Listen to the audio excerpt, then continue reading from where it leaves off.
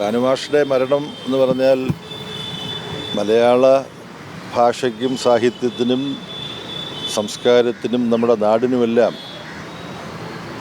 പറഞ്ഞ് അറിയിക്കാൻ പറ്റാത്ത തരത്തിലുള്ള നഷ്ടമാണ്.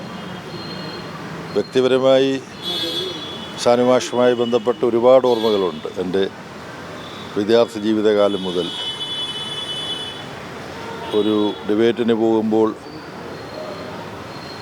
സാനുമാഷ് ജഡ്ജിങ് കമ്മിറ്റിയിലുണ്ടായിരുന്നു. അങ്ങനെ ഉള്ള ഇത് മുതൽ ഏറ്റവും അടുത്ത കാലത്ത് എറണാകുളത്ത് 2 പരിപാടികൾ ഞങ്ങൾ ഒരുമിച്ച് പങ്കെടുത്തു. അതൊന്ന് സിയാവുൾ സലാം, നിങ്ങളുടെ ഹിന്ദുവിൻ്റെ ഡൽഹിയിലെ ലേഖകൻ, അദ്ദേഹം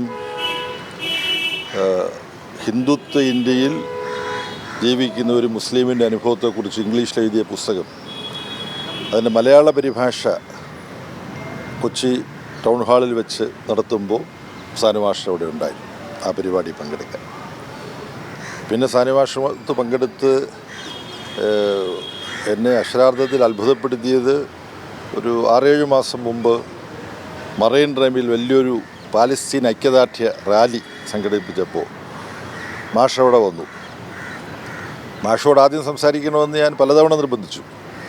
അപ്പോൾ മാഷ് പറഞ്ഞു അത് വേണ്ട, ദേവി സംസാരിക്കാതെ നിർബന്ധിച്ചു. ഞാൻ പറഞ്ഞല്ല, എനിക്ക് കുറച്ച് കാര്യങ്ങൾ ഒരു 1/4 മണിക്കൂർ എടുത്ത് പറയേണ്ടി വരും, അത് എനിക്കറിയാം എന്ന് പറഞ്ഞു. ഞാൻ അത്ഭുതപ്പെടുത്തിയത് ഞാൻ സംസാരിച്ചതിന് ശേഷം മാഷ സംസാരിക്കാൻ വിളിക്കുമ്പോൾ അവിടെ പ്രസംഗത്തിൽ നേരത്തെ പരാമർശിക്കപ്പെട്ട കാര്യങ്ങൾ സ്പർശിച്ചിട്ട്, അപ്പോൾ ഇത് മാഷ അവിടെ ഇരുന്ന് കേൾക്കുന്നുണ്ടാവുമെന്ന് എനിക്ക് സ്വപ്നത്തിൽ പോലും വിചാരിക്കാൻ വയ്യ. അസ്തമിക്കാത്ത വെളിച്ചം എന്നത് മാഷിൻ്റെ ഒരു പുസ്തകത്തിൻ്റെ പേരാണ്. യഥാർത്ഥത്തിൽ സാനു മാഷക്ക് കൂടി ബാധകമാണ് ആ പേരെന്ന് എനിക്ക് തോന്നുന്നു. അധ്യാപകൻ, നിരൂപകൻ, പത്രാധിപർ, LDFിൻ്റെ സ്ഥാനാർത്ഥിയായി മത്സരിച്ച് എറണാകുളത്ത് നിന്ന് MLA ആയ ഒരു സാംസ്കാരിക നായകൻ, നാടിനെ ബാധിക്കുന്ന ഏത് പ്രശ്നത്തിലും സജീവമായിട്ട് ഇടപെടുന്നയാൾ. എനിക്ക് തോന്നുന്നു മലയാളത്തിൽ ഏറ്റവും ആഴത്തിലുള്ള അപഗ്രഥനത്തോടു കൂടിയിട്ടുള്ള ജീവചരിത്ര രചനകൾ നടത്തിയിട്ടുള്ള ആൾ എന്ന നിലയിൽ സാനുമാഷ് ഓർമ്മിക്കപ്പെടുമെന്നാണ് എനിക്ക് തോന്നുന്നത്. ശ്രീനാരായണ ഗുരുസ്വാമികളെക്കുറിച്ച് മലയാളത്തിലുണ്ടായിട്ടുള്ള ഏറ്റവും സൂക്ഷ്മമായ പഠനം, ദാർശനികമായ പഠനമെന്ന് പറയാവുന്നത് സാനുമാഷിൻ്റേതാണ്. ഇതിനു പുറമെ ചങ്ങമ്പുഴ നക്ഷത്രങ്ങളുടെ സ്നേഹഭാജനം എന്ന് പറയുന്ന ഒരു കൃതി, അതൊരു ജീവചരിത്ര രചന, ഒരു സർഗാത്മകൃതിയാകുന്നത് പോലെയാണ്. വൈക്കം മുഹമ്മദ് ബഷീറിൻ്റെ സർഗാത്മക ജീവിതം അദ്ദേഹം രേഖപ്പെടുത്തിയിട്ടുണ്ട്. സഹോദരനയ്യപ്പൻ്റെ ജീവചരിത്രം അദ്ദേഹം എഴുതിയിട്ടുണ്ട്. സഹോദരനയ്യപ്പൻ്റെ രചനകൾ എഡിറ്റ് ചെയ്ത് സമാഹരിച്ചിട്ടുണ്ട്. കുമാരനാശാനെക്കുറിച്ച് ആഴത്തിലുള്ള പഠനം നടത്തിയിട്ടുണ്ട്.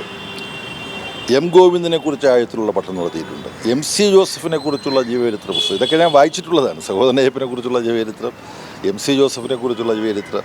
അതിൽ അദ്ദേഹം പറയുന്നത് യുക്തിവാദിയാണ് MC ജോസഫ്. പക്ഷേ ഒരു ക്ഷേത്രവും പള്ളിയും നിർമ്മിക്കുന്നത് സംബന്ധിച്ചൊരു തർക്കം വന്നപ്പോൾ ഈ 2 കൂട്ടരെയും MC ജോസഫ് വിളിച്ചു വരുത്തി ഈ ക്ഷേത്രവും പള്ളിയും നിർമ്മിക്കുന്നതിന് മധ്യസ്ഥനായി. ക്ഷേത്രത്തിനും പള്ളിക്കുമെതിരായിട്ട് സമരം ചെയ്തയാളാണ് MC ജോസഫ്. അപ്പോൾ ഇങ്ങനെയുള്ള കാര്യങ്ങൾ അത് വായിച്ചപ്പോഴാണ് ഞാൻ മനസ്സിലാക്കുന്നത്. KC മാമാപ്പിളയെക്കുറിച്ച് ഈ ചരിത്രം എഴുതിയിട്ടുണ്ട്. ഞാൻ ദീർഘിപ്പിക്കുന്നില്ല.